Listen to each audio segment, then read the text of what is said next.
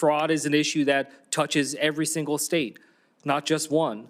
It touches every single community. Its perpetrators include individuals from every background, and its impact is felt by every American.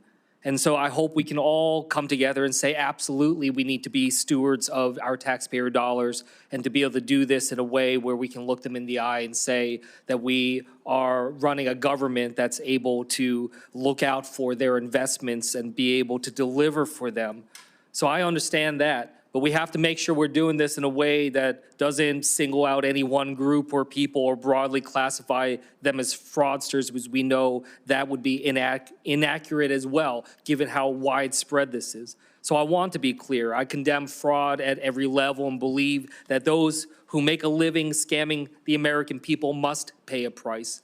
And I take preventing fraud and prosecuting wrongdoing very seriously.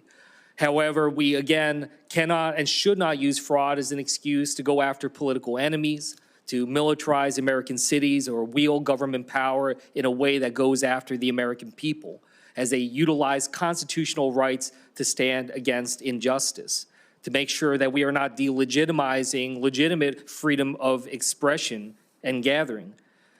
Just last month, we saw another horrific, unnecessary death of an American citizen.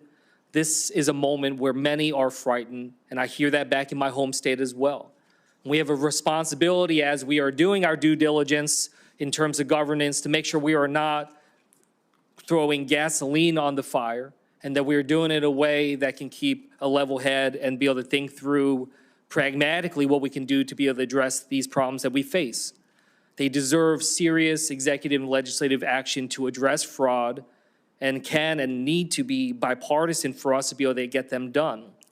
This committee and this Congress must address these important problems of addressing fraud with an understanding that fraud happens all over our nation and has a wide range of issues and programs.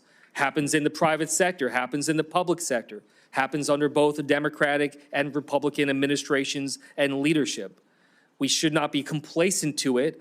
We have a responsibility, again, to be stewards of the taxpayer dollars, but this demands a comprehensive strategy, not a whack-a-mole approach.